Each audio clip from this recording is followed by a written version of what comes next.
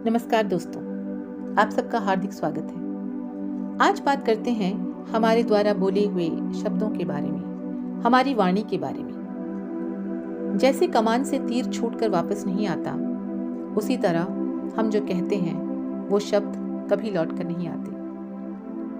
आइए समझते हैं इस बात को एक कहानी के जरिए। ये कहानी है शिव खेड़ा की किताब यू कैन विन में से। एक बार की बात है, एक किसान ने अपने पड़ोसी को भला बुरा कह दिया। कहने के कुछ दिन बाद उसे पछतावा हुआ। उसने अपनी भूल सुधारनी चाहिए। सलाह के लिए वो एक संत के पास गया। किसान संत से बोला, मैंने अपने पड़ोसी को बुरे शब्द कह दिए हैं, अब मैं उन्हें वापस लेना चाहता हूँ, क्या इसका कोई उपाय है? संत ने यह बात सुनने के बाद किसान को बहुत सारे पंख दिए और कहा, जाओ इन सब पंखों को शहर के बीचों बीच चौराहे पर रखकर आ जाओ।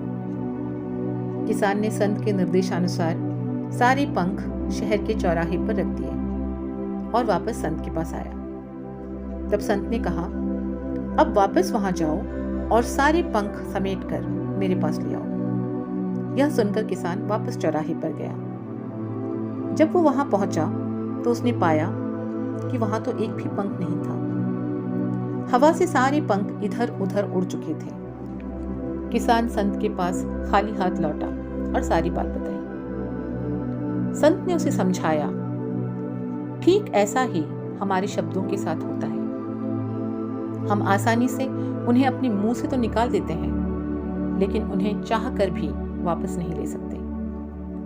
तुम अपने पड़ोसी से माफी जरूर मांग सकते हो, पर उसके दिल के भीतर जो चोट लगी है उसे नहीं मिटा सकते। उस चीज को वो कभी नहीं भूल पाएगा। दोस्तों, एक कहावत है ना, बोली की चोट गोली से भी गहरी होती है। इसलिए जरूर ध्यान रखें कि आपके शब्दों से किसी को चोट ना पहुंचे। जैसे हम एक धागे को तोड़ते हैं और उसे वापस जोड़ते हैं तो उसमें एक गठान रह ही जाती है। बोलने से पहले हमें एक बार जरूर सोच लेना चाहिए। हम गुस्से में झुंझलाकर कुछ अपशब्द कह देते हैं। गुस्सा छोड़ कुछ देर हमें शांत रहना चाहिए। आगामी परिणामों के बारे में सोचना चाहिए। तब हम अपनी वाणी पर नियंत्रण ला पाएंगे। ऐसा कुछ भी नहीं बोलेंगे जो ठीक नहीं। कुछ कड़वा बोलने से पहले हमें याद रखना चाहिए कि भला बुरा कहने के बाद किसी भी प्रकार से हम अपने कहे हुए शब्द वापस नहीं ले सकते। हमें उस व्यक्ति से क्षमा जरूर मांगनी चाहिए, पर हम लाख माफी मांगे वो टीस कहीं न कहीं रह ही जाती है। आप किसी को दुखी करने के लिए बुरा शब्द कहते हैं, पर होता यूं है कि बाद में आपको ज्यादा कष्ट होता है।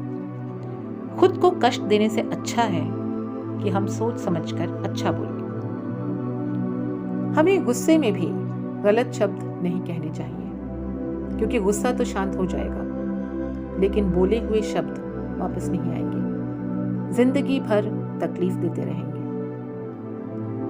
रिश्तों में स्नेह भाव तब तक ही रह सकता है जब तक कि लोगों के बीच निस्वार्थ भाव और एक दूसरे के लिए सम्मान रहता है।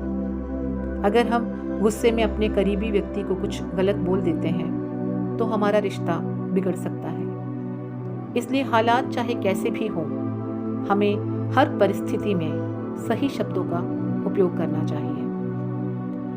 मुंह से निकले हुए कटु शब्द तीर के समान होते हैं और सीधे दिल पर जाकर आघात करते हैं। तरकश से निकला तीर हम वापस नहीं ले सकते। ऐसा ही कुछ लागू होता है हमारे द्वारा बोले हुए शब्दों के लिए भी। इसलिए हमें नाप तोल कर सोच समझकर ही बोलना चाहिए। अब सवाल ये है कि हमारी वाणी कैसी होनी चाहिए, हमें लोगों से कैसे बात करनी चाहिए। आइए जानते हैं अपनी बोली से, अपने बात करने के तरीके से हम सामने वाले को कैसे प्रभावित कर सकते हैं और बातचीत के जरिए कैसे अपने व्यक्तित्व को निखार सकते हैं।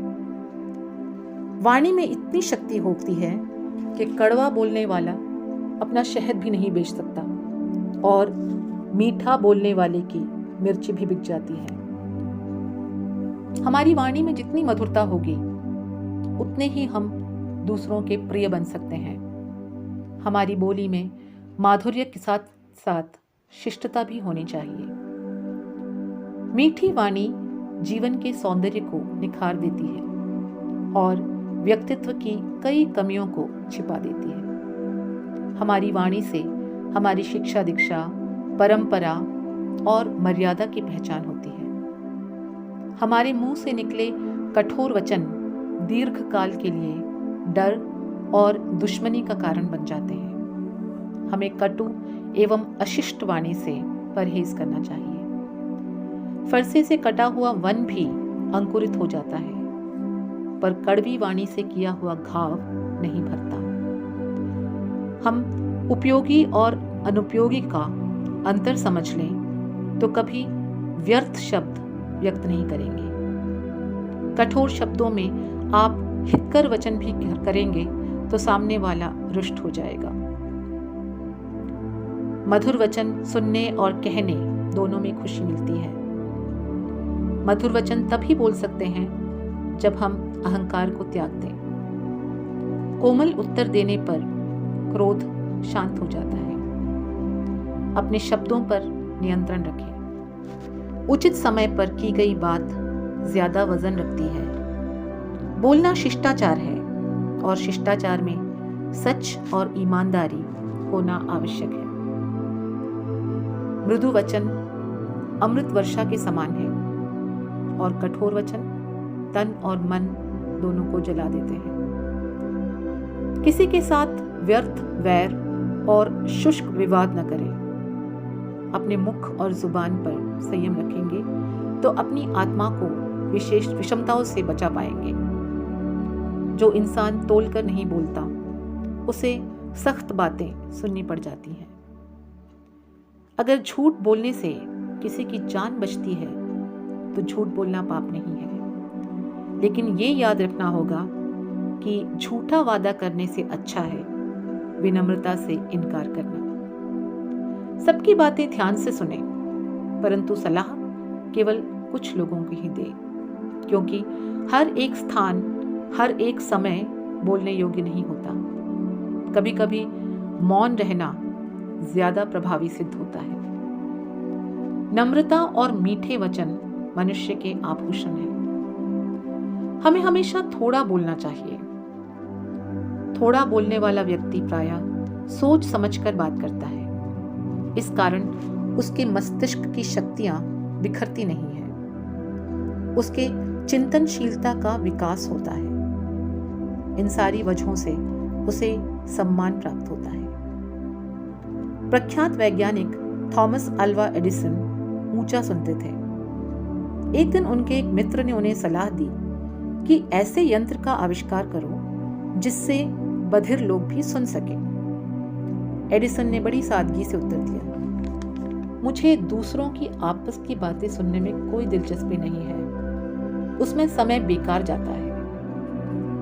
मैं ऐसे यंत्र का आविष्कार कर लेता तो लोगों की बातें सुनकर मेरा बहुमूल्य समय नष्ट हो जाता। मैं मितभाषी हूँ और इस वृद्धावस्था में रोज 18 घंटे काम करता हूँ। वाणी का एक दुर्गुण है पीठ पीछे निंदा। किसी ने कहा है, औरों के हम दोष न देखें, अपना दोष विचारें। निंदा करे न कभी किसी की, यही एक गुण धारे। हमें अपनी आलोचना का अभ्यास करना चाहिए, तब हम दूसरों की पीठ पीछे आलोचना नहीं करेंगे। जो खुद की आलोचना करते हैं वे ये सोचते हैं कि जब हम में दोष है तो दूसरों के दोष देखने से क्या लाभ। किसी के पीठ पीछे किसी के अवगुणों की चर्चा करने के बजाय गुणों की चर्चा करनी चाहिए और उसके सामने अकेले में प्रेम पूर्वक उसके अवगुणों की बात करनी चाहिए। इससे परस्पर प्रेम बढ़ेगा और व्यक्तित्व में सुधार होगा। कड़वी बात हम मीठे ढंग से कह सकते हैं, जिससे दूसरे का मन भी न दुखे, बात भी सिद्ध हो जाए और कहने वाले के लिए भी समस्या न पैदा हो। सत्य वचन वाणी की शोभा बढ़ाते हैं। सत्य बोलने वाला विश्वास और प्रतिष्ठा का पात्र बनता है। सत्य बोलने के लिए ठीक आचरण और नैतिक साहस की आवश्यकता होती है। कबीरदास जी का ये दोहा आप सभी ने सुना होगा। ऐसी वाणी बोलिए मन का आपा खोए, ऐसी वाणी बोलिए मन का आपा खोए, औरन को शीतल करे आपहु शीतल होए। तो अपनी वाणी से सभी को आनंदित करें एवं खुद भी खुशी का एहसास महसूस करें। फिर मिलेंगे।